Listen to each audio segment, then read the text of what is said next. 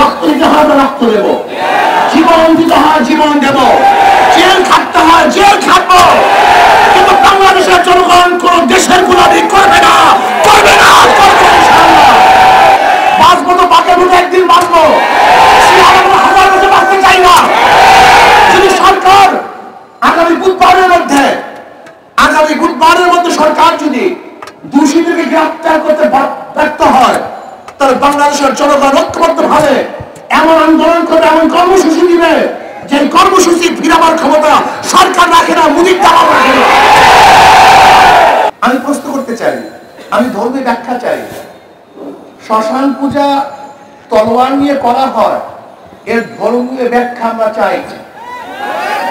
যদি ধর্মীয় ব্যাখ্যা না দিতে পারে তাহলে আমরা মনে করব এর উস্কানি, এবং যারা এর পক্ষে নিউজ করেছে তারাও এদেশের নাগরিক নয়, এরা এদেশকে ধ্বংস করার চক্রান্তে লিপ্ত। আমি মনে করি এই সরকার জনগণের সরকার নয়, বর্তমান সরকার আওয়ামী লীগ সরকার মোদী কর্তৃক নিয়োজিত সরকার। কাজে মোদী কর্তৃক নিয়োজিত সরকার বাংলাদেশের জনগণ দেখতে চায় না, দেখবে না ইনশাআল্লাহ। আজকে শিক্ষা ব্যবস্থার অবস্থা দেখেন, কালকে রাত্রে দেখলাম সেখানে বিভিন্ন পূজাস্থার কথা নিয়ে আসা হয়েছে। আজকে আমাদের কোমলমতি বাচ্চাদেরকে ড্যান্স গান শিক্ষা দেওয়ার সম্পূর্ণ ব্যবস্থা করা হয়েছে।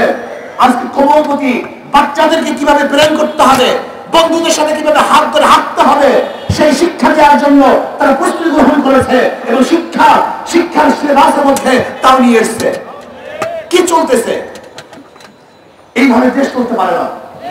আজকে আপনি দেখেছেন যে খাগড়াছড়িতে মৈত্রী সেতুর নামে ভারত বিশাল সেতু করা হয়েছে।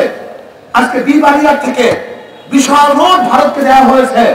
তার মানে তো এরকম মনে হয় যেন অচিরেই ভারত এদেশ কন্ট্রোল করবে, এদেশ শাসন করবে, সেই পূর্ব প্রস্তুতি চলতেছে। আমি বলবো আওয়ামী লীগ সরকার, আপনি গোলামি করতে পারেন, কিন্তু বাংলাদেশের জনগণ কোন অবস্থাতেই ভারতের গোলামি করতে পারে না। যদি রক্ত দিতে হয় রক্ত দেব, জীবন দিতে হয় জীবন দেব, জেল খাটতে হয় জেল খাটবো, কিন্তু বাংলাদেশের জনগণ কোন দেশের গোলামি করবে না, করবে না, করবে ইনশাআল্লাহ। আমরা পাকিস্তানের স্বাধীন হয়েছে, তার আগে ভারতের স্বাধীন হয়েছে। প্রয়োজনে এই স্বাধীনতা রক্ষা করার জন্য আরেকবার ইনশাআল্লাহ আন্দোলন করব, সংগ্রাম করব, এই তামাম সরকার উত্তর করবই করবে ইনশাআল্লাহ। কাজে যদি আগামী বুধবারের মধ্যে দোষীদেরকে গ্রেফতার করতে সরকার ব্যর্থ হয়, আগামী শুক্রবার বাংলাদেশের প্রত্যেকটা জেলায় এবং প্রত্যেকটা মহানগরী ইসলামী আন্দোলন বাংলাদেশ জনগণকে সাথে নিয়ে বিক্ষোভ মিছিল প্রদর্শন করবে ইনশাআল্লাহ। আর যদি এরপরে সরকার ব্যর্থ হয় তাহলে পরবর্তীতে এমন কর্মসূচি দেব ইনশাআল্লাহ। বাংলাদেশের জনগণ এই ইস্যুতে রাস্তায় নামবে এবং দোষীদেরকে গ্রেফতারের জন্য সরকারকে বাধ্য করবে, এবং এই অবৈধ সরকারকেও বিদায় করতে বাধ্য করবে ইনশাআল্লাহ। আল্লাহ আমাকে এবং আমাদের সবাইকে এই মিছিলে